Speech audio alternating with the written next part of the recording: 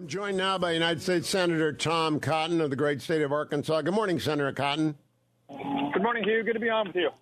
Thank you. You got a couple of young lads. I hope they play baseball, and I hope you know that Generalissimo should never umpire their games because he called out my grandson on a film of his inside the park home run this weekend. But, Senator, you've got a couple of young lads. This is a serious question. I asked Molly Hemingway and Bethany Mandel this. Would you let the President of the United States, as infirm as he is, supervise those lads for a weekend? Well, Hugh, first off, my boys do play baseball. They were very excited by the Red Sox winning the series this weekend over your Indians. But we're also excited. We're also excited that your Indians beat the Yankees last night in dramatic fashion. Scored 3 in the top of the ninth. Yep. So, no, of course, I would not allow President Biden to be in charge of my children for even a moment's notice, nor do I think many other parents would as well. Look, the president's condition is declining for everyone to see. Joe Biden is too old today to be president, much less at 86 if he seeks re-election. And that's just the simple truth of the matter.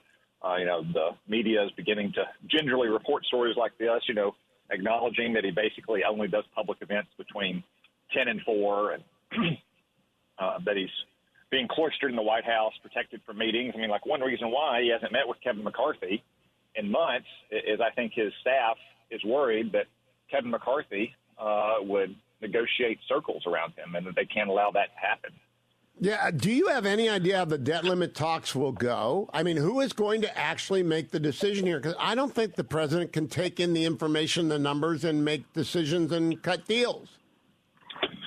Well, Hugh, first off, I commend Kevin McCarthy and the House Republicans for passing a good bill last week that would increase our debt limit so we don't default on our debt, but also address the underlying causes of how we got $31 trillion in debt. And right now, that bill is the only game in town. Joe Biden and Chuck Schumer are demanding that Republicans in the Congress pass a debt ceiling with no reforms whatsoever. Hugh, that couldn't get 50 votes in the U.S. Senate, much less 60 votes.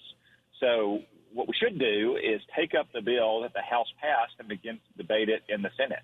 Now, maybe Democrats want to play chicken with our national creditworthiness, and they'll filibuster that bill, but no other bill has a chance of passing right now in the Senate either. And if that's the case, then the next step would be for the president to sit down with Kevin McCarthy and begin to negotiate a bill that will both increase our debt limits in a responsible way that addresses the key drivers of our national debt. Now, he is infirm, and so I just trying to imagine the meeting where they lay out the papers, sort of like if you've got a senior in your office as a lawyer, you can't really let him sign things unless you've got one of their kids with them who will attest that they are competent. They're going to have Jeff Zients or somebody else in there with them. Do you think Senator Schumer will be the de facto president for these negotiations? No, Hugh. I mean, Schumer is being very cynical right now, which is typical in demanding that Republicans in the Congress do his work for him. But again, House Republicans passed a bill. They're the ones who have taken action to protect our nation's creditworthiness, but also to address the reasons that we got to $31 trillion in debt. And a much more important number right now is 218. That's the number of votes in the House that it takes to pass a bill, and they've already achieved that. Chuck Schumer has not achieved 60 votes, and he certainly won't achieve 60 votes with his preferred method, which is just an irresponsible, simple increase of the debt ceiling without any reforms to our runaway spending. Okay, we agree on that. Now let's turn to the Judiciary Committee, which is going to hold a hearing on Supreme Court ethics. I would like to know, you're a member of Judiciary. Dick Durbin is putting it out that you actually have authority over the Supreme Court to regulate their financial disclosure. You don't. If you pass a law, you can pass a law. You can do anything you want. It's like anyone can file any lawsuit they want. They get dismissed. It is unconstitutional for the United States Congress to attempt to legislate about the Supreme Court's ethics practices. Agree or disagree? Hugh, I'm not yet ready to agree or disagree. I think it's a close constitutional question, and there's people I respect on both sides of the matter, to include you. But more to the point of today's hearing, this is about trying to delegitimize the Supreme Court and try to intimidate it from adopting rulings that are consistent with the law and the Constitution, but inconsistent with Dick Durbin and the Democratic Party's policy priorities. And it's been a concerted series of hit jobs against conservative justices over the last month or so, starting with Clarence Thomas, moving on to Neil Gorsuch, moving on to Scalia School of Law. Every turn, you've had mainstream liberal media outlets working in concert with the Democratic Party to try to launch personal attacks against conservative justices, when in reality, as those stories acknowledge, there's nothing contrary to law or regulations or ethics codes that they've done. Well, I applaud your caution because a good senator should hear both sides. But to me, it is basic constitutional law, like the term limits case. What is it? U.S. term limits v. Thornton, where the court ruled you can neither add from nor subtract to the qualifications for office. The only remedy that the Congress has is impeachment if the Supreme Court justice has done something wrong. Abe Fortas quit because he was double dealing and breaking every rule in the book, and probably was going to be liable for criminal penalties like Spiro Agnew. This just seems to me to be a circus, and now CNN and others have got the bit in their mouth, the Post especially, my friend Ruth Marcus. They really think you guys can pass a law. You can't. I mean, I hope you get a witness. The left has the bit in their mouth for sure, and they are, again, trying to use this hearing to delegitimize the court because they don't like the court's rulings that are consistent with the Constitution and our original understanding of that document. If they're so exercised about dealings with family and friends and so forth, maybe they could pay a little bit more attention in the liberal media to what happened in Batesville, Arkansas yesterday, where Hunter Biden, once again, is trying to evade responsibility for a child he fathered, a child that Joe Biden and Jill Biden won't even recognize with a stocking on their Christmas mantle when they hang stockings for their cat and their dog, pleading poverty down in Arkansas so he can reduce child support payments for his daughter while all of his father's rich friends and family members are paying for his mansion, flying him around the country and taking him to Ireland and buying his finger paintings for $500,000 a year. If they are worried about double dealing with family and friends, they should be looking to the courthouse in Batesville, Arkansas, not the courthouse across from the United States Capitol. Did he show up for the hearing this time? He did show up. The judge last week ordered him to show up. As she said yesterday in the hearing, Hugh, that this case was a very normal case up until January. And I remind you how this case restarted. In 2020, they reached a settlement, as parents often do, on child support and presumably other matters. I don't know the terms of it. It was sealed, as these things usually are.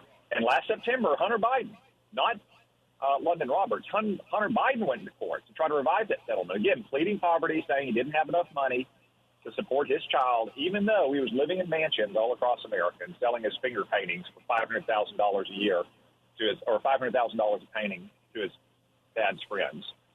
And then the judge said yesterday in January the case just dried up. There's no more cooperation. And I think that probably was that Hunter Biden realized that he was going to have to start revealing the details of his financial situation. And how is it that a man that drives a Porsche and lives in mansions and jets around on private planes and can afford Abby Lowell as a lawyer can't afford his child support payments? So if Abby Lowell is not cheap. That is not an inexpensively good lawyer, but he's not inexpensive. Well, Hugh, the picture in the courtroom spoke for itself yesterday, and London Roberts' lawyer made this point. It's like, look, he has Abby Lowell and big law firm partners from Chicago and Los Angeles and one of the top domestic relations lawyers in Texas sitting at that table. How is he affording all that? How can he come into this court and pay Abby Lowell's hourly rate, which is probably more expensive than some people's car payments each month, and surely more expensive than some people's car payments each month, actually, and plead poverty? And the answer is, no doubt, that Joe Biden and his family and their friends and donors have arranged Hunter Biden's financial affairs so he can lead the lavish lifestyle, yet plead poverty when it comes to showing his own actual income. I was unaware of who he had at the benches. I did not know his legal team. That is $3,000 an hour if that's $1 an hour. Exactly. And again, remember, he's the one that restarted this case. They reached a settlement in 2020. It was going to allow my constituent to live quietly in her hometown and raise her daughter that Joe Biden and Joe Biden won't even acknowledge exists when Joe Biden runs around claiming he has 6 grandchildren, not 7 grandchildren. And Hunter Biden is the one that went into court in September and pleaded poverty, said, I need to reopen this case so I don't have to pay as much child support, even while he's selling finger paintings for $500,000 each and living in mansions all around the country. Right, let's close. Abby Lowell's hourly rate. That is astonishing. I didn't know that. Let's close with Loper Bright. Yesterday, the United States Supreme Court granted certiorari in Loper Bright. I've had Paul Clement on this show to discuss it. It is the case in which the Chevron doctrine can and I hope will be overturned. What do you, as a member of the Judiciary Committee, think about the court returning to revisit Chevron deference, Senator Cotton? Well, I'm glad they granted cert in this case. I heard that interview with Paul Clement, an outstanding Supreme Court litigator, and not just a member of the Judiciary, but as a member of the Senate. I think it will help put responsibility back where it belongs, on the shoulders of the people's elected representatives. Chevron deference has in some ways aided the rise of a gargantuan administrative state that is ever spreading its reach into more minute and private details of everyday life. When you have your hearing today, I wish you would advise the chairman the time would be better spent educating the American public on Loper Bright and the administrative state than harassing the justices of the United States Supreme Court over whom you have no authority concerning their financial disclosures. But that's just me. I'm not a senator. So good luck on the Judiciary Committee today, because I just think this is a hit job. I really do. I do not think people understand what is going on here. Let's close with that. This, as you say, it's very, very well-financed attack on the court for the purposes of delegitimizing it, to pave the way for expanding it, which will mean the end of the rule of law. That is absolutely right, Hugh. It is a well-financed and orchestrated hit job by the Democratic Party, progressive activists, and the liberal media to try to attack, smear, and intimidate conservative justices from upholding the Constitution and the law. As Justice Alito said in a recent interview, like the leak of the Dobbs opinion last year, it caused people to try to assassinate justices. Well, good luck in that hearing today. Senator Cotton, always a pleasure to talk to you. Don't get Dwayne as an umpire for the kids. Stay tuned, America. He's a Red Sox fan, but we still like him.